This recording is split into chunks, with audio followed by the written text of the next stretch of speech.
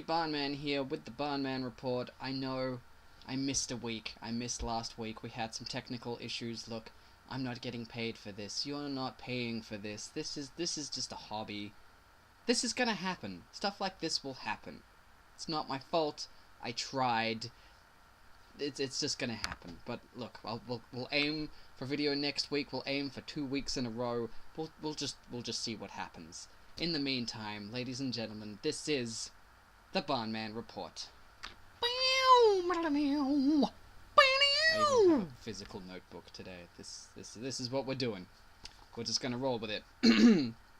PAX Australia 2014 has been confirmed for next year. It'll be held October 31st to November 2nd in the Melbourne Convention Centre, a bigger venue than last year, because I wasn't there, but I heard it got a little bit cramped. Just a little bit cramped.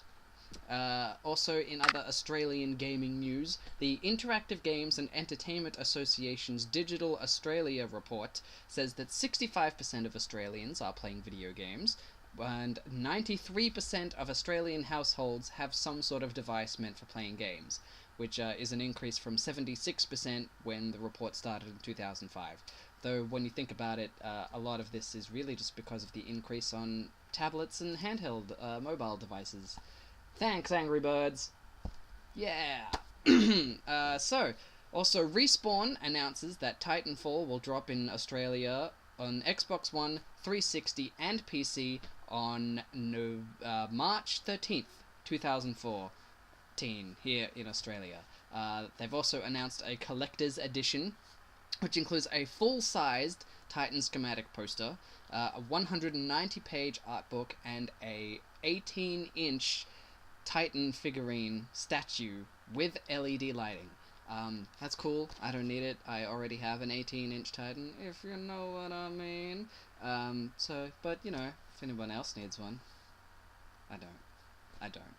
That's talking out of my butt. Speaking of release dates, BioShock Infinite Burial at Sea DLC Episode 1 will be releasing November... I can't read, there's a lot of terrible reading. November 12th.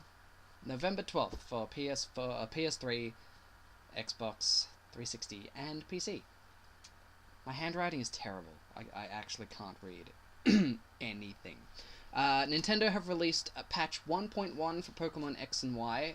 This will fix any of the glitches, if anyone's experienced them. Saving in certain spots in Lumio City caused the game file to be corrupted. I got lucky, I never experienced it, but I read the glitch and stay away from it anyway. But as soon as you boot up the game, it'll allow you to download the patch, or you can log on to the Nintendo eShop, download it from there, and everything's fixed, allegedly. So that's good news for Pokemon fans. In other Nintendo news, Nintendo have announced 2 new gameplay modes for Super Mario 3D World. The first is The Adventures of Captain Toad, which is about the Toad Brigade from the Mario Galaxy series, and you use the gyroscope controls to control it. That's all that's really been known about it so far. That and you can't jump in that game. So, interesting mechanic there. And the other mode is the Mystery House, which is kind of a build and expansion on the Mystery Box mechanic from Super Mario 3D Land, but just more of that, if that was your thing. I didn't care for it, but if you did, power to you, sir. And finally, there has been a ton of PlayStation 4 news this week. The biggest is probably the PlayStation 4's Day 1 patch, which you will need to download if you want to have access to any of the following: Vita connectivity, party chat, voice commands, multiplayer, DVR functionality, the Blu-ray player, or the DVD player. Basically anything. If you want to use it for anything, you need this patch. I think it still plays Knack, though. Think you can play Knack without the patch.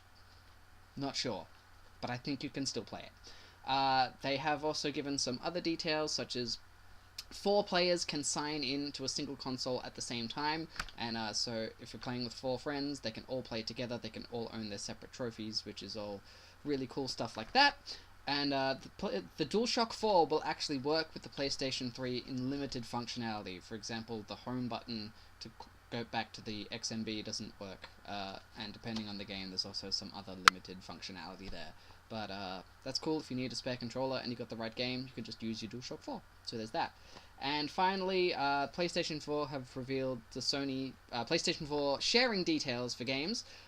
Basically, you will set up one PlayStation 4 as your primary console, and then basically, as long as one player has access to PlayStation Plus or anything like that, any user on that console can have access to the benefits. Any games that have been downloaded, anybody can have access to them, which is cool. And you can then set secondary consoles, and there's no limit to how many consoles you can then set up, and you can upload your profile onto those consoles to have access to any games that you've downloaded as well. The only limitation is you can only be signed in to 2 consoles at one time, but otherwise you can download your profile to any number. So that's awesome.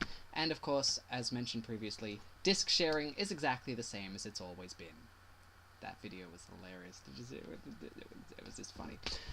So that is it for the news this week. I'm going to go back to wonder trading. There are enough Frokies in the world. We've got enough Frokies. Stop wonder trading Frokies. There's enough.